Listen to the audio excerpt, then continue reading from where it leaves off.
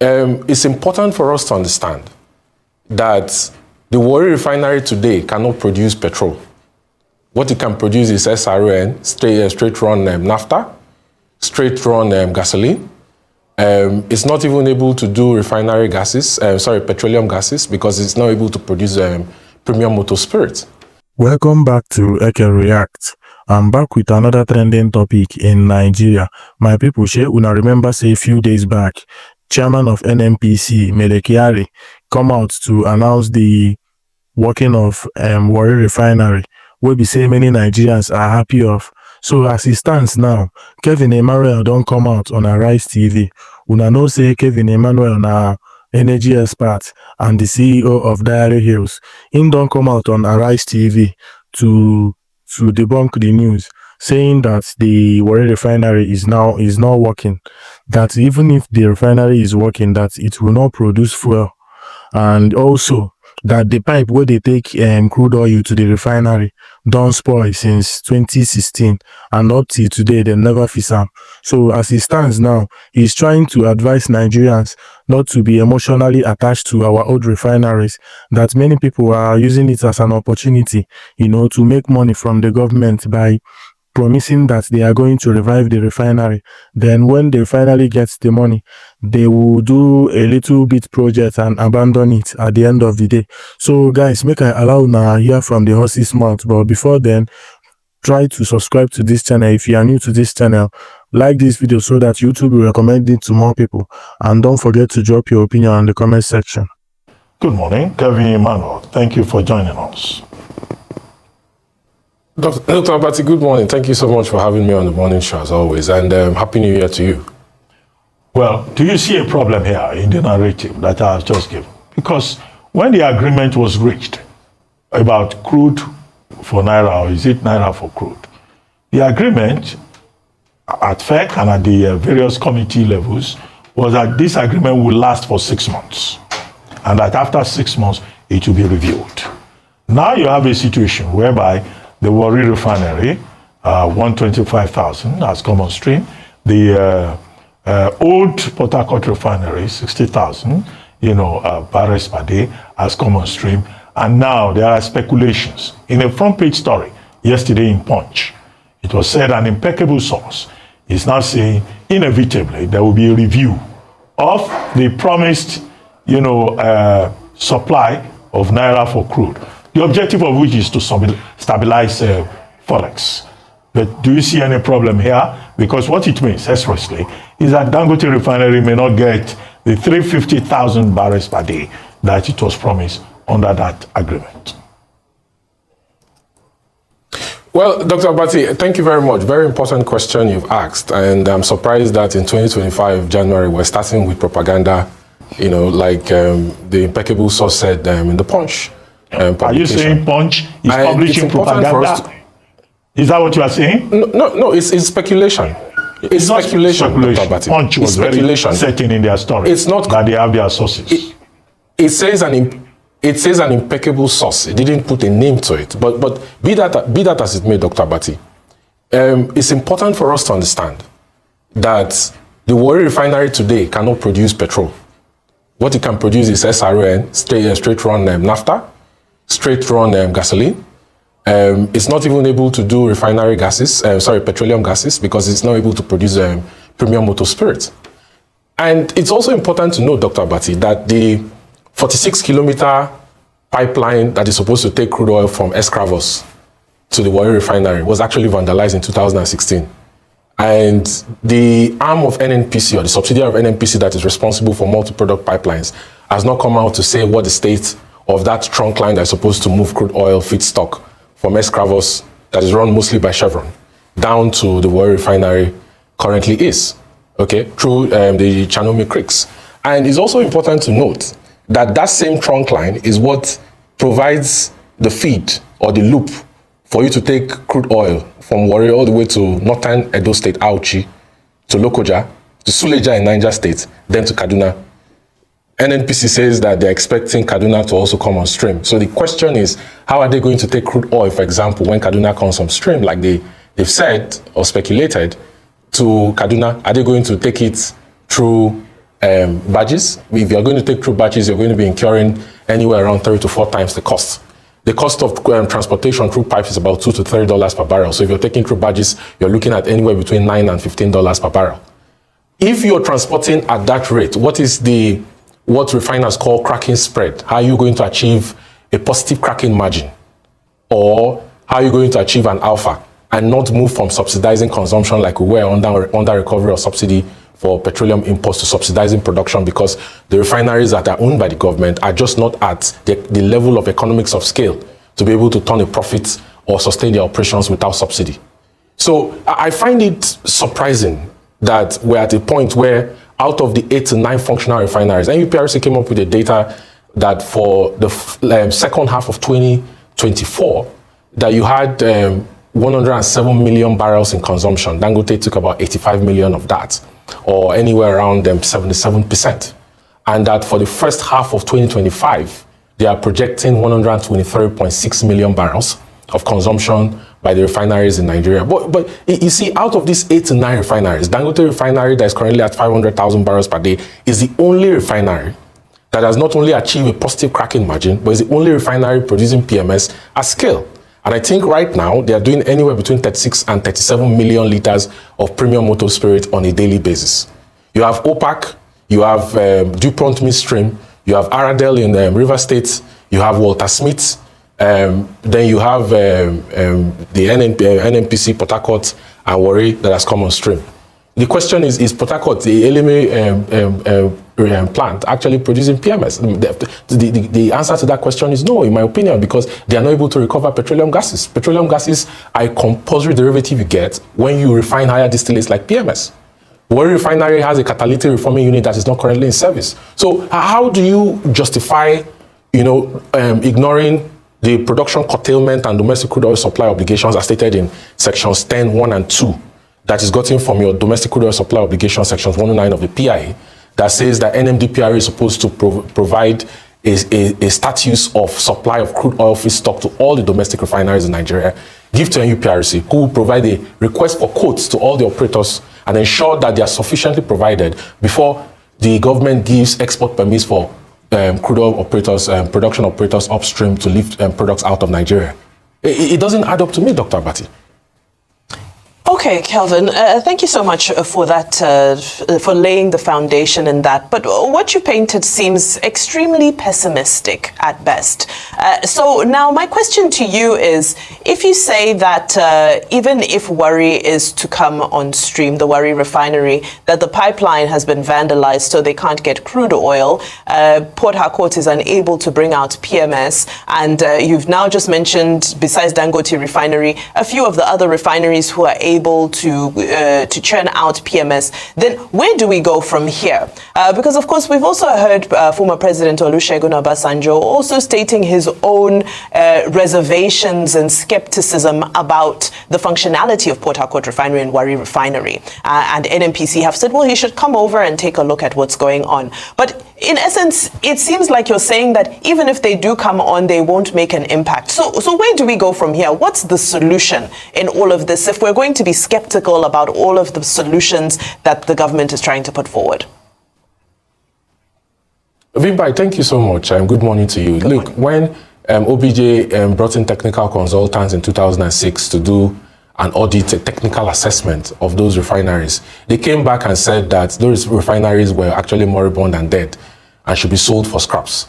Of course, former President Obasanjo, in his wisdom, said that, look, if he sells it for scraps, Nigerians will say that he has given it to his cronies and that he will not sell it for scrap. So, Blue Star Consortium came and put together a bid for Port Harcourt. It was accepted. CMPC put together a bid for Kaduna for $100 million. It was accepted.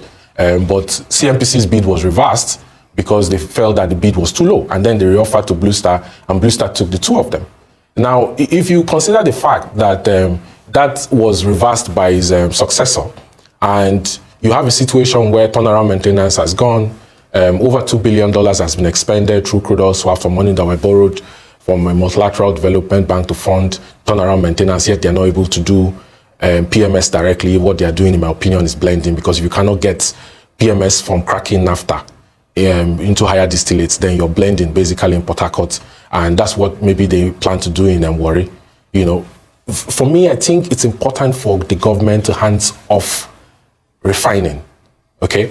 Take a stake, hands off refining, sell the business and allow the private sector to run refinery operations in Nigeria. Look, there's installed nameplate capacity of 864,500 barrels of processing capacity for refineries in Nigeria. But out of the 8 or 9 of them, Dangote is the only commercial refinery producing at scale and has achieved a positive cracking margin. The other modular refineries, DuPont Midstream, Aradel, Walter Smith, they don't have a catalytic reforming unit. So at best they produce naphtha.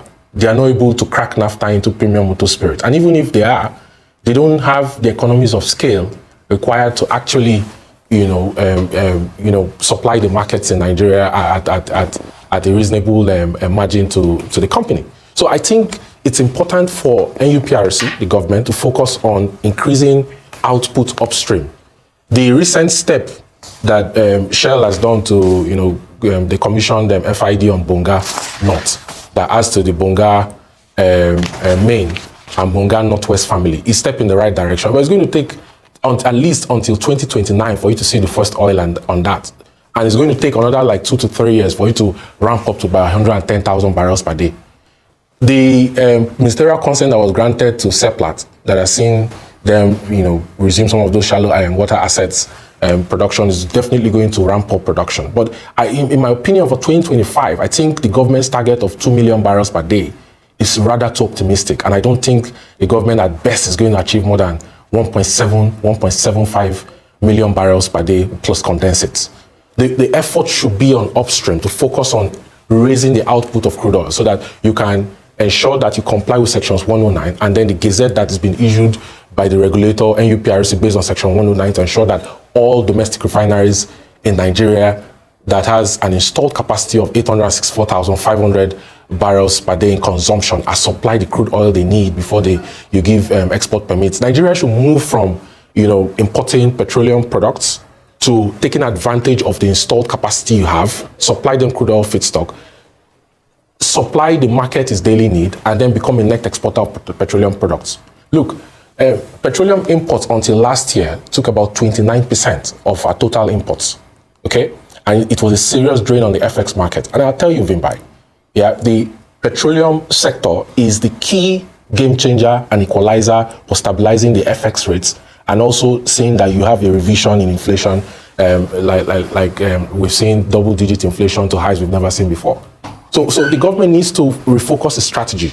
This idea of trying to scale back on supply of crude oil feedstock to the Dangote refinery, which is the most viable and the only really commercial refinery producing PMS in Nigeria, is laughable at best, I'll tell you. Okay, well, talking about solutions, Kelvin, you are saying that the government should get out of the refining business after investing over $70 billion to revive the refineries.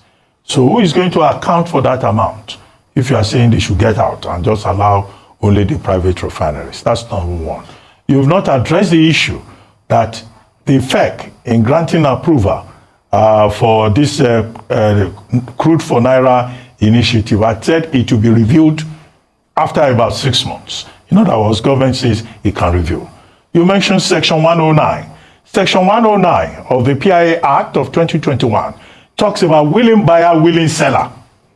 And it's the NUPRC that is in charge of that. And the NUPRC is saying one of the solutions they're looking at is increasing crude oil production. It was 1.8 million barrels per day as of November 2024. They're saying they will ramp it up to over 2 million. So these are some of the details. Infrastructure, the pipelines that you talked about. Yes, many of those pipelines are insolvent, which is an issue in terms of providing feedstock. But you must have heard of Project Leopard, under which NMPC is taking about $2 billion. You must have heard of Project Gazelle, under which the NMPC Limited is taking about $500 million. Not to talk of the over $3.1 million from Afrexim Bank. Now, can they build infrastructure, for example, to address these problems? As part of the solution, can they possibly achieve the target of increasing crude oil production so that Edwin de Vakuma, who had, in the course of last year, said, well, they are not even getting the 350,000 barrels that they got, that they were promised, that in any case, they will import from elsewhere. You know, how can all these things be together instead of just taking, you know, one view of the matter? Because government on their side, they seem to be making some efforts too.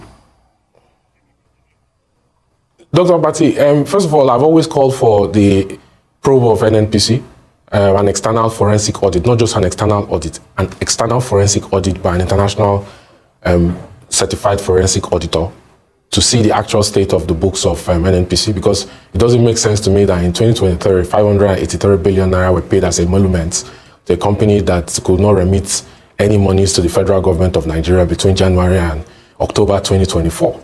I think November was the first month in 2024 that NNPC remitted money to the federal government of Nigeria as its benefactor. Okay? So I think that they deserve to be a probe, because the former president, Olusegun Obasanjo, who in my opinion is the most consequential president Nigeria has ever had, and an elder statesman, will come out and say that there were billions of dollars that NNPC could not account for in monies allocated to turnaround maintenance. He's been there, he's done that, so he's seen the figures, he knows the figures, he's not speculating. Even when he invited Shell, according to him, Shell said one of the 5 reasons why they will not touch it with a 10-foot pole is because of the corruption associated with the refineries in Nigeria. Then there is a need for the government to probe and ask, at the current state, number one, how did the turnaround maintenance monies that were gotten through debt, reserve-based lending, crude oil swap, where basically you took contract award from the presidency and then tied a producing asset to a loan. You were front-loaded with cash and then you staked future production to secure money to do turnaround maintenance. How, for example, are you claiming that you spent $898 million to do rehabilitation for Warri and you still cannot produce PMS? Dr. Bati, $2 billion can build a brand new refinery of about 60,000 barrel capacity per day, brand new, in a different location. Choose any state in the major producing states in Nigeria. $2 billion can build a brand new refinery. You don't need to focus. The Nigerians are too emotionally attached to those. They are dead. They are moribund. And the insistence, the sentimental value, the insistence on those refineries must work as being the basis for which some people have used this as a conduit to propagate acts that are not explainable.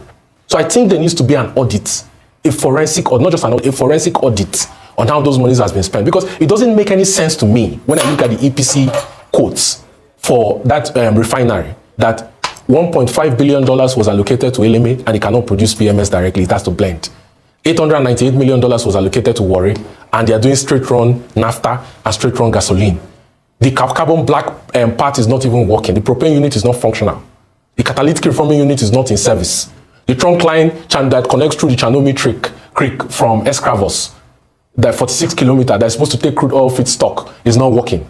The trunk line that is supposed to connect from that same Escravos through the Chanomi Creek, 674 kilometers I mentioned earlier, through Auchi, Lokoja, Suleja to Kaduna, is not functional.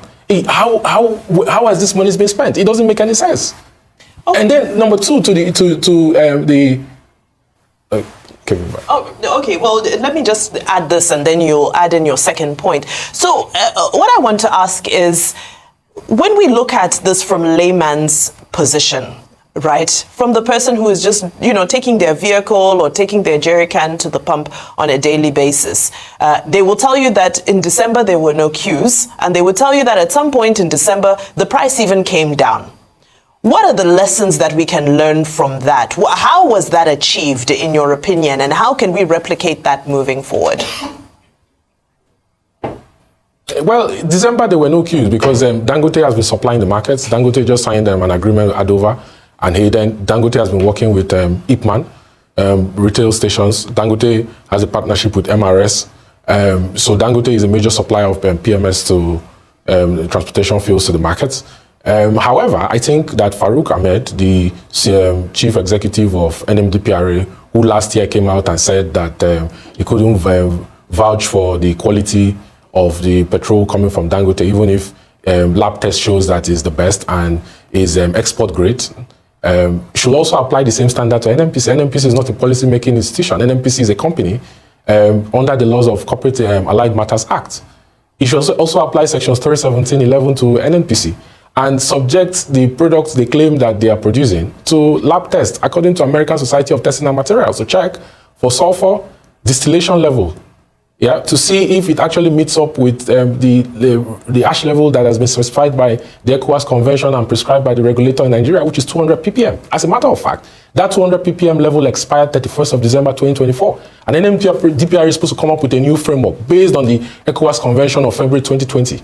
Why is he not talking about it? Is he emotionally invested in NNPC, that he will not apply the same standard to NNPC that is also subject to the law like Dangote is? So if you say that there were products across Nigeria, Dangote product we can vouch for because empirical evidence has shown us that it actually meets up with regulatory standards. Can we vouch for the products NNPC claim they are producing? For Meleme and Warri, can we vouch for it? Anyway, on that note, KELVIN, Emmanuel, I think we should just thank you.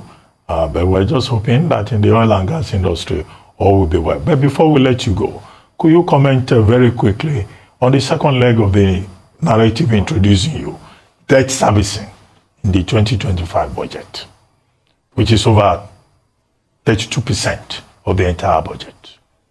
And government justifies it, but other economists say, well, it doesn't make sense. Dr. Abati, the projection for the budget, of 47.9 trillion is very optimistic. The government says that they expect to do up to 19 trillion naira revenues from oil. Last year, they did for 4 trillion naira. The government says it's expecting to raise about 13 trillion naira from debt, external and domestic debt markets, expecting to use 15.8 trillion. This year, by the way, the government is supposed to put up debt servicing for Eurobonds of 1.2 billion US dollars. This comes back to the question. The number one cash cow of the federal government of Nigeria for revenue is the Nigerian National Petroleum Corporation. And I'm calling on Mr. President to unbundle NNPC, change the management and board of NNPC, unbundle them. That is his key to ensuring that he raises revenue from government-owned enterprise to finance the budget. Having budget deficits that are double digits, will force him to either, number one, underperform because of his revenue, actual revenue performance to projected, or go to, ways and means at the CBN to raise monies, because it doesn't make sense for you to, the NTB stop limits has been adjusted over 30% for you to borrow at over 30% to finance government budget. It doesn't make any sense. So what are the options available to the government? If you're not getting revenues from tax and oil, if you're not getting very decent rates to borrow money from to finance a deficit in your budget, you're going to subject yourself to overdraft. And that was the foundation on which we had the currency devaluation, because the government was borrowing without assets or reserve to back it. Your net asset ratio in your external reserves today, Dr. Bat, is not up to 7 billion US dollars. Nigeria needs to raise FX to finance its budget and stabilize its currency and bring down inflation. The president says that the National Assembly is projecting 15% for inflation in 2025. It's so unrealistic. It's so much it's such a fantasy. I don't expect inflation in 2025 at the end of Q4 to drop below 28.5 or 28% at best. So we need to wake up and smell the coffee. Mr. President needs to realize that if it doesn't tackle NNPC, which is the heart of the Nigerian economy, because 80% of the FX that you need in the market comes from NNPC. Well, on that He's not started, he's joking. That's my submission this morning. Thank you. On that note, KELVIN, Emmanuel, I would like to thank you very much for joining us.